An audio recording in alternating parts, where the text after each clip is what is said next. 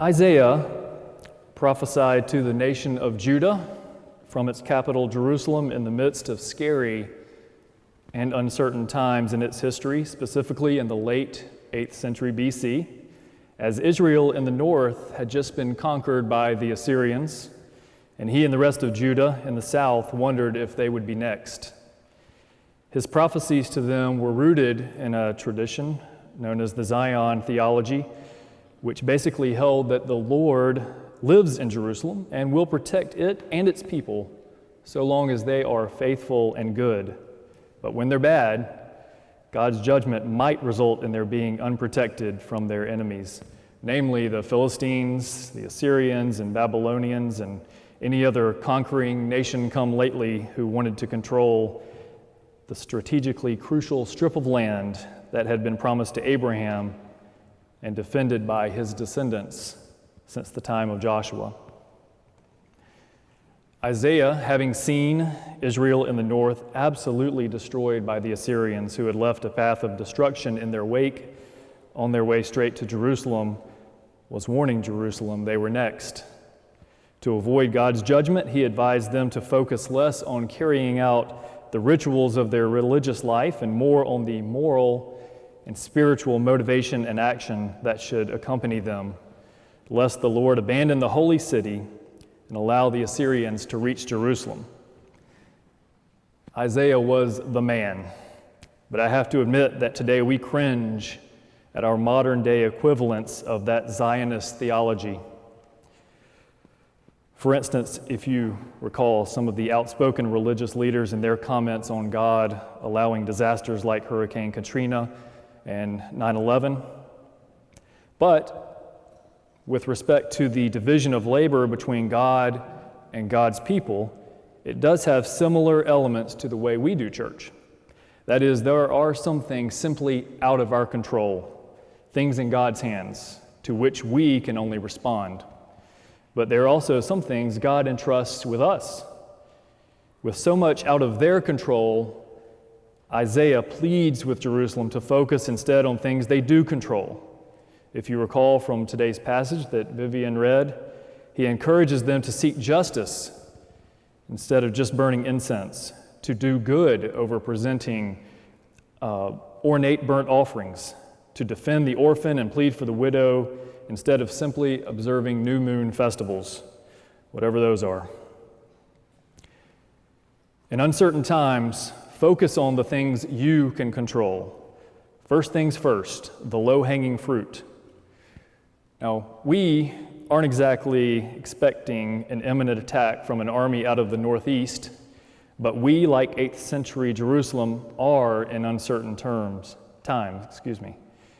We have had some things looming over the past months. Some have already loomed, and a lot seems out of our control. Declining attendance across all mainline churches, decreased giving, especially since the 2008 financial crisis, something else completely out of our control, as well as friends, colleagues, and co-ministers who no longer have jobs because of these trends.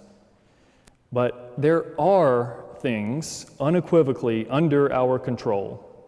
And in a time when we have been asked to do more with less, if you are wondering what one thing we could easily be doing to enhance the viability and health of this church as a center of worship and community, it is to make this sanctuary a warmer, more welcoming and inviting place on Sunday mornings, and to address the perceived bubble that sometimes prevents visitors from getting past the first couple of visits. Despite the rocky 5 or 6 months we've had recently from a staffing and financial point of view, we have a fantastic church. I love this church. We are a wonderful congregation, and we do great things in God's name for God's kingdom. But if visitors never get past their first or second visit because no one spoke to them, invited them back, or asked about their story, how will they ever know what we know? I've done a little research on how we've done in this area, and what I found is both encouraging and unsettling.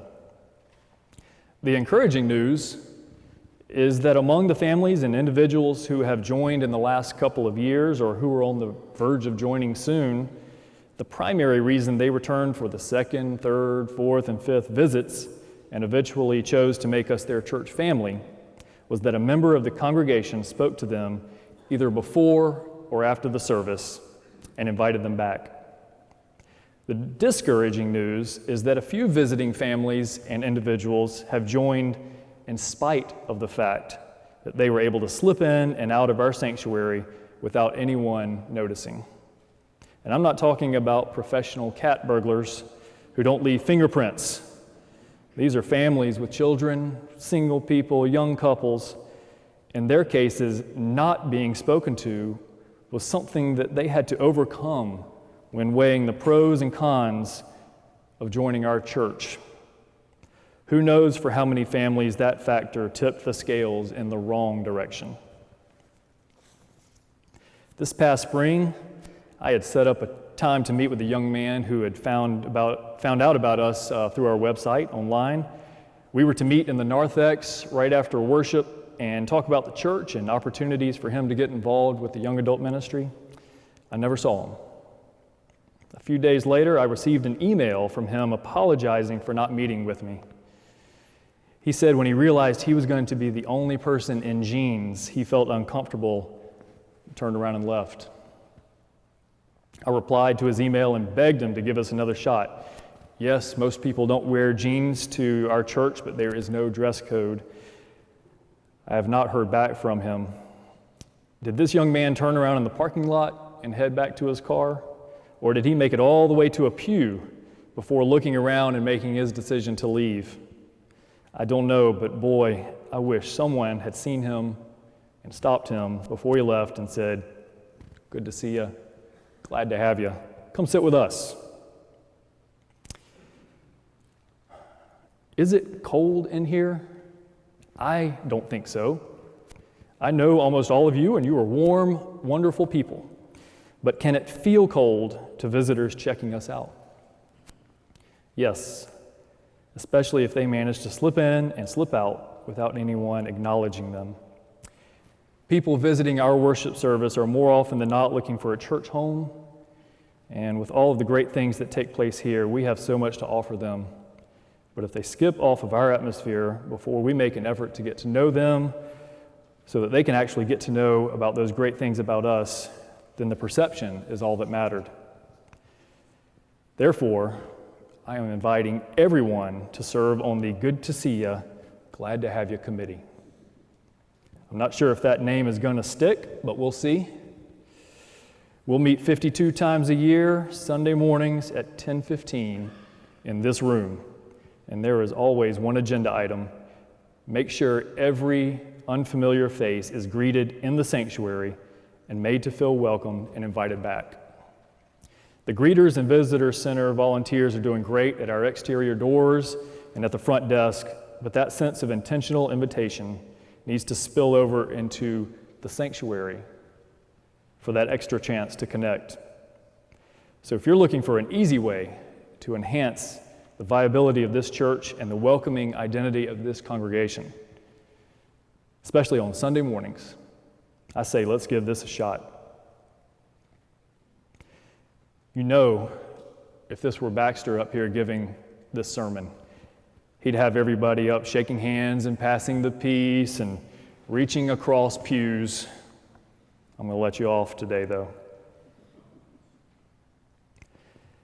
As I've been thinking about this and preparing for this sermon over the summer, I got to the point last Sunday where I was really excited. And I was heading up to the sanctuary from the young adult area. I was telling myself that even if we had 15 visitors this morning, I was going to speak to every last one of them. No visitor left behind. I walked into the narthex, nodded to the usher, who handed me the order of worship and nodded back, seeming to understand the noble and important mission on which I was embarking that morning. I entered the sanctuary, eyes up, shoulders high, and realized we must have had 487 visitors for the Furman Singers reunion that morning. Unfazed, I said, starting next week. And here we are. There will be a learning curve as we as a congregation get used to this. But after we start hearing the stories and seeing the difference this is going to make, I think this will become second nature to us. Now, we're not going to be issuing walkie-talkies in the narthex and saying things like, we have a visiting family of 4 in the Quattlebaum pew. I repeat, the Quattlebaum pew. Move in. Requesting backup. However, I do like the enthusiasm and the spirit. So, what might be keeping us from becoming the extremely welcoming congregation we want to be? What is keeping us from speaking to every visitor? Mathematically, it is possible. We outnumber them, except for last week, and we are already used to forming lines of greeting and welcome around new members, families who have just joined, but why not around visitors? Thinking about this led me to wonder what the reasons are that we might not be comfortable seeking out visitors to greet and welcome. Here's what I came up with after a few straw polls. You can probably guess the first one. We are a large congregation. We don't know everyone in our own church, and we don't want to be embarrassed by mistaking a fellow member for a visitor. The second one I kept coming across is that we assume most visitors don't want to be harassed, so we want to respect their privacy, right? And finally, we're just not sure what to say. Well, the first one I mentioned is a biggie, so let's talk about it first. Mistaking a member, maybe a longtime member, for a visitor. Awkward. Or is it? Does it have to be? If 2 members are speaking to each other in the sanctuary who, for whatever reason, have never crossed paths in our large congregation, and one asks the other if this is his first time visiting the church, I say, no worries. Chalk it up to a solid, welcoming gesture and the chance to make a new friend and meet a fellow member. On the other hand, if the reply is, yeah, we've been in the same Sunday school class for 20 years, I can't help you with that one. But I hope what I'm about to say will help us get past this delicate issue. This morning, and henceforth, in the name of being more welcoming, I give us all permission to mistake a fellow church member for a visitor, as well as permission to be mistaken. Well, what about coming across as too forward, harassing people? Isn't that a turnoff to some? We don't want to scare them away, right? Yes, I get that, but most people, even the most hardened introverts, want to be spoken to, albeit briefly. They want to be welcomed and invited back. However, every once in a while, you will encounter a visitor who, when you do this, they do this. First, breath mints are always a good thing to have on hand. Second, just use your judgment and cut short your small talk when you detect shyness and a preference for privacy. But know that making that contact on behalf of your church is important. I can live with us having a reputation of being too welcoming. Next, what is the best thing to say to our visitors? For starters, good to see you, glad to have you. I also like to ask their names and confirm they are indeed visiting and find out if it's their first visit.